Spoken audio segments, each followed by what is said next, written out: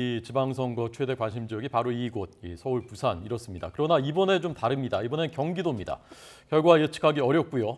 또 국회의원 보궐선거 한 곳도 바로 이 경기도에서 치러집니다. 네, 여야가 총력을 기울여 온 경기지사 선거에는 명심을 대표하는 더불어민주당 김동연 후보, 그리고 윤심을 대표하는 국민의힘 김은혜 후보가 맞붙고 있습니다. 경기도청 스튜디오 연결하겠습니다. 김영수 앵커, 이경국 기자 나와주시죠. 네, 경기도청 앞에 나와 있습니다. 오전부터 이곳에서 경기지사 선거 상황 정리해드리고 있는데요. 이번에도 이경국 기자와 함께 선거 상황 짚어보겠습니다. 네, 이 기자, 김동연, 이은혜 두 후보 모두 이제 어제까지 선거운동 열심히 했고요. 네. 오늘은 어떻게 하고 있습니까? 네, SNS로 지지를 호소했는데요. 일단 일정부터 좀 간단히 살펴보면 김동연 후보는 오늘 일단 별다른 공개 일정 없이 투표 상황을 지켜보고 있고요. 김은혜 후보 도내에서 투표 독려 활동에 집중을 했습니다. 두 후보 오늘 오전에 나란히 SNS에 게시물을 올렸는데 김동연 후보 먼저 보면요. 한 표가 절실한 상황이라면서 경기도가 민주당의 버팀목이 되달라고 강조했습니다. 네. 김은혜 후보는 일할 기회가 절실하다면서 김은혜의 경기도 새 정부와 원팀일 거라고 거듭 강조를 했습니다. 두 후보 일단 각자 저녁 7시 반쯤에 공개될 출구조사 결과를 지켜본 뒤에 어느 정도 윤곽이 나오면 이 캠프로 이동해서 입장을 밝힐 것으로 전망되고 있습니다. 예.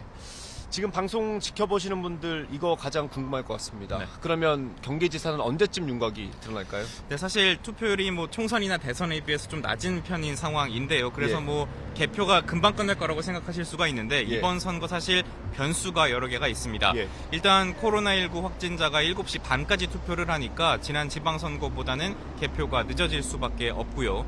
또 총선이나 대선과 비교해 봤을 때 투표용지가 절대적으로 많습니다. 보통 7장을 많이 받으셨을 텐데 이걸 사람이 일일이 분류해야 하는 상황입니다.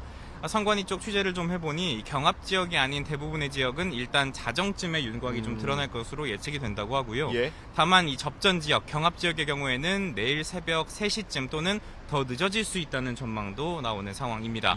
특히 경기도민분들 밤잠 설치는 분들 많으실 것 같습니다. 그러게요. 내일 출근하시는데 좀 어려움이 있을 수도 있겠습니다. 네, 양당 모두 이제 경기도만은 뺏기지 않겠다 이런 강한 의지를 보여주고 있습니다. 워낙 박빙이라서 그런 것 같긴 한데 또 뭐 특별한 이유가 있습니까? 네, 경기도 특성을 좀 살펴보면요. 일단 31개 시군이 모여 있어서 이 작은 대한민국이라는 별칭을 가지고 있는 곳입니다. 또 대한민국 인구의 4분의 1가량이 살고 있는 곳이라서 이곳에서의 승리 정치적 의미 굉장히 큽니다. 또 수도권이라는 위치 때문에 경기지사, 이 서울시장과 함께 이 자주 유력 대권 주자로 거론이 되기도 합니다. 또 이번 지방선거의 특성상 경기도에 많은 관심이 쏠릴 수밖에 없는데요.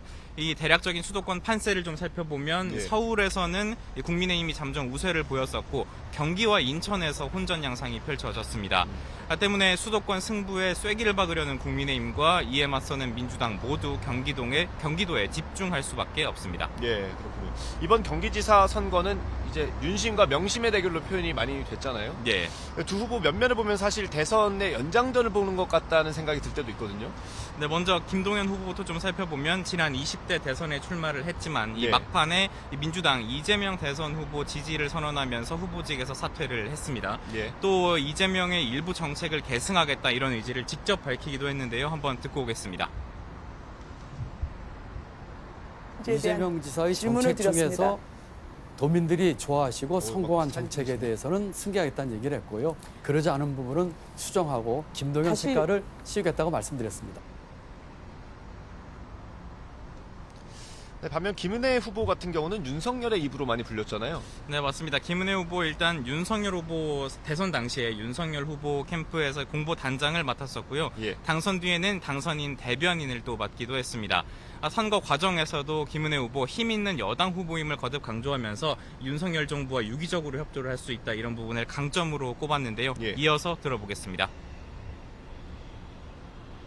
재원과 지원을 하는 것은 정부 여당이 하는 것입니다. 김은혜가 하면 윤석열 정부가 합니다. 김은혜가 하면 오세훈 시장이 합니다. 네, 결국 이재명의 정치적 계승자 그리고 윤석열 대통령의 최측근 윤심 대 명심의 대결이라는 평가가 나오고 있습니다. 네, 경기도 앞서 설명해 주신 것처럼 정치적으로 매우 중요한 곳입니다. 선거 과정도 굉장히 치열했을 것 같아요. 네, 맞습니다. 김동연 후보는 일단 이 윤석열의 이 김은혜 후보를 향해서 이 경기도에는 말꾼이 아니라 일꾼이 필요하다는 표현으로 일격을 가했고요. 또 입법의 열쇠를 쥔 국회에서 민주당이 다수 의석을 점하고 있다는 점을 앞세웠습니다. 반면 김은혜 후보는 책상 위에서 줄만 긋는 관료와는 다르다면서 실천하겠다는 뜻을 강조를 했고요. 이어서 김동연 후보가 문재인 정부의 경제부총리를 맡았던 만큼 정책 실패에도 일정 부분 책임이 있다면서 날을 세웠습니다. 상대방의 의혹이나 논란을 둘러싼 공방도 이어졌는데 김동연 후보는 김은혜 후보가 재산을 축소 신고한 점을 집중적으로 파고들면서 기본도 안 된 후보라고 맹비난했고요. 김은혜 후보 측은 김동연 후보가 부총리 재직 시절 측근업체에 일감을 몰아줬다는 의혹이 있다면서 검찰에 고발장을 내기도 했습니다. 네, 공표전 여론조사 결과를 보면 지지율이 정말 엎치락뒤치락하면서 한치 앞을 내다볼 수 없는 그런 선거였는데 이전 선거에서 경기도민들은 어떤 선택을 했는지 좀 궁금하네요. 네, 일단 바로 직전 지방선거 결과부터 보면 좋을 것 같은데요. 2018년이죠. 7회 지방선거 때 민주당이 전국적으로 강세를 보였었죠. 이재명 후보가 과반을 넘기면서 당시에 남경필 후보를 경기도에서 눌러섰습니다. 당시 양평과 가평을 제외하고 모두 이재명 후보에게 더 많은 표를 줬었는데요. 당시에는 시장과 군수를 뽑는 선거에서도 결과가 비슷했습니다. 31개 시군 가운데 민주당이 29개 시군을 싹쓸이했었는데요. 당시 자유한국당 가평과 연천에서만 승리를 거뒀었습니다. 이 바로 직전 대선 결과도 한번 살펴보면 이재명 후보가 이 경기도에서 과반을 얻었었습니다. 5%포인트 조금 넘는 차이가 당시 윤석열 후보와 났었는데요. 당시 윤 후보가 이겼던 곳은 이 연천과 가평 등을 포함해서 이 42개 선거구 가운데 9개에 불과했습니다. 다만 이 윤석열 정부 출범 직후에 치러지는 지방선거인 만큼 이번 선거 결과를 쉽사리 예측하기는 어려운 상황입니다. 네, 이번에 국회의원 보궐선거 상황 좀 보겠습니다. 앞서 이경국 기자가 얘기해준 것처럼 지난 지방선거에서 이재명 후보가 경기도에서 큰 지지를 얻었지 않았습니까? 근데 이번에는 이제 인천 계양을에 도전장을 냈어요. 상황이 어떻습니까? 네, 일단 인천 계양을의 좀 특징부터 좀 살펴보면요. 민주당 송영길 전 대표가 이 5선을 한 곳입니다.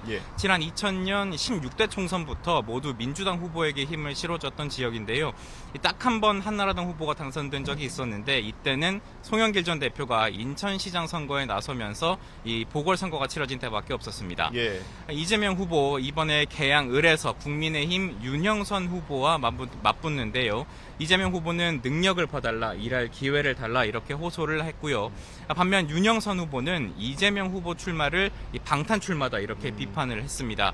이어서 인천 출신이 아니라는 점을 지적을 하면서 25일 대 25년의 대결이다 이런 점을 부각을 했습니다. 사실 초반만 해도 아무래도 대선 후보였던 이재명 후보의 낙승을 점치는 분위기가 많았었는데 이 막판으로 가면서 조금 다른 기류가 읽혔습니다. 이 각종 여론조사에서 접전이라는 분석이 많이 나왔던 상황이라서 결과 지켜봐야 될 것 같습니다. 안철수 후보 상황도 좀 보겠습니다. 다시 국회 입성을 시도하고 있는데 안랩이 있는 곳에 출마했습니다. 좀 어떻습니까, 판세가?